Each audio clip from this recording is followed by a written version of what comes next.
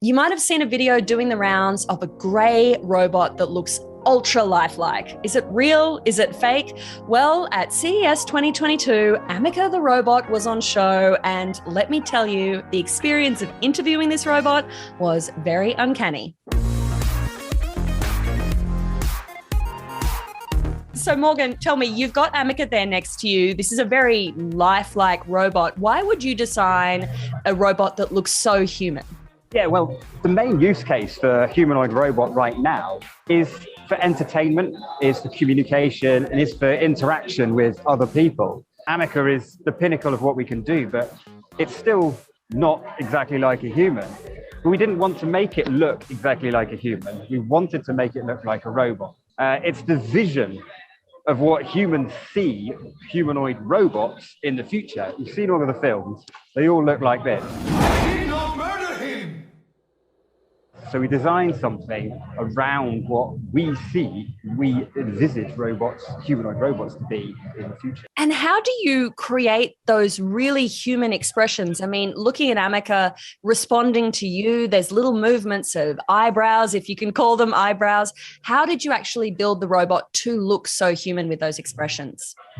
Well, what we do is we first look at a real human.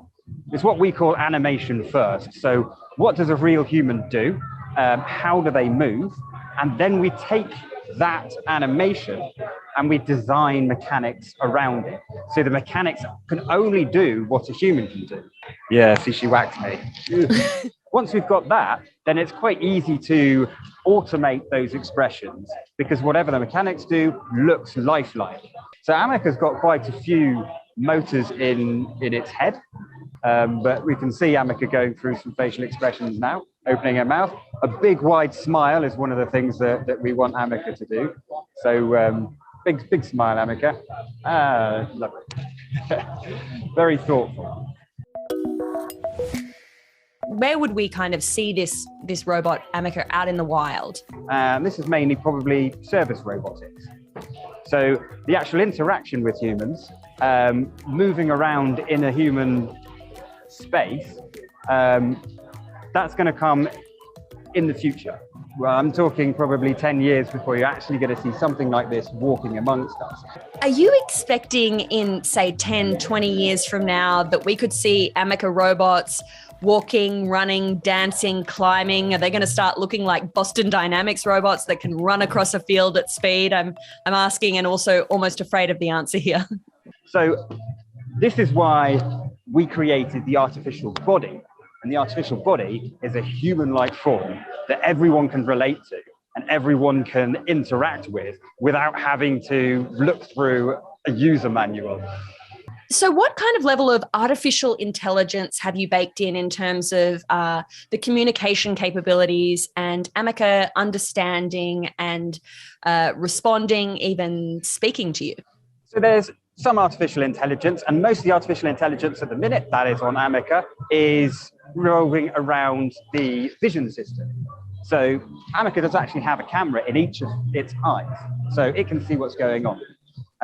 So it can detect people, it can track their face, it can detect other objects, such as my finger. It can follow my finger around, I can wave at it, and then it can see it move backwards then.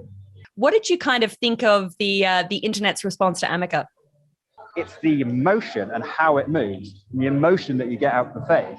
Suddenly, that just sparked something in the social media universe.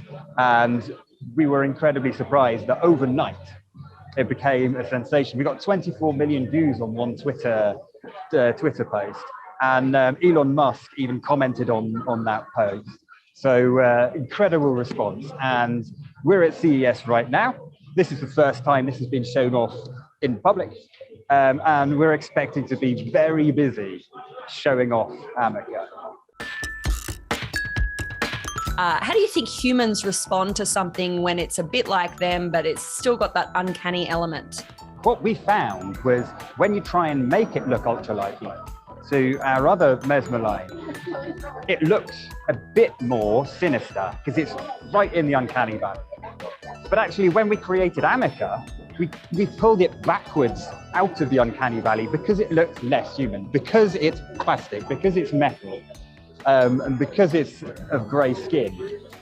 It's suddenly, oh, hello, people seem to respond to that quite positively, and people like this much more than they liked the ultra-realistic robots that we also do. When you're demoing Ameca, what are some of your favorite things to do to kind of show the power of that interaction and just how impressive those lifelike features are?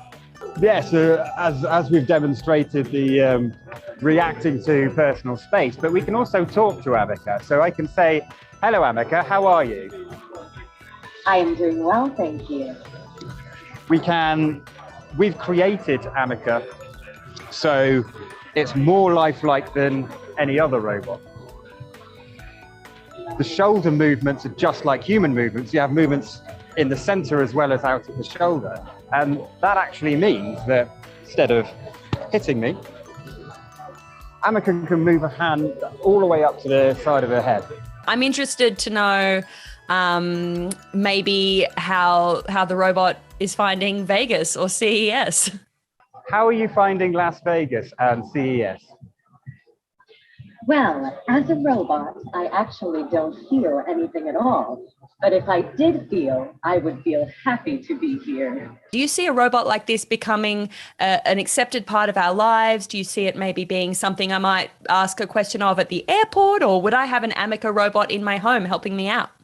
So most of the use cases for this will be the interaction. So yes, in the airport, that's a great use case because you can either have many, many humans, or you can have many humans and many robots, and you can have that interaction in the same way. Having it in your home is probably not something that's going to happen in the near future.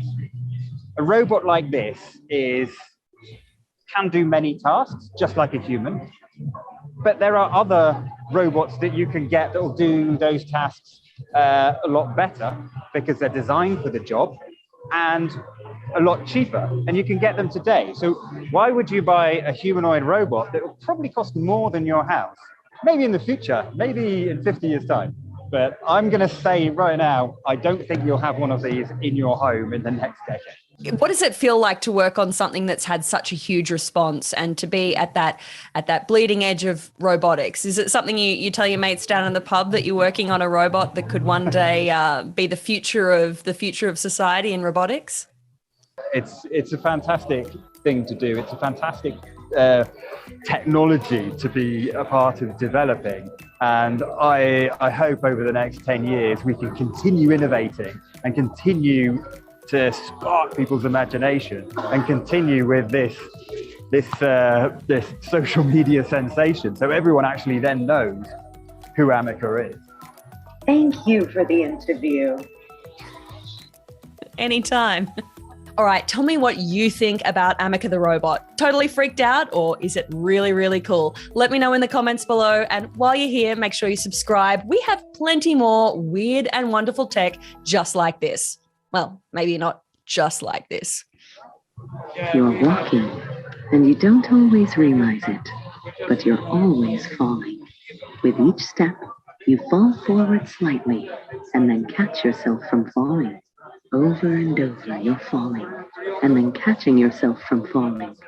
And this is how you can be walking and falling at the same time.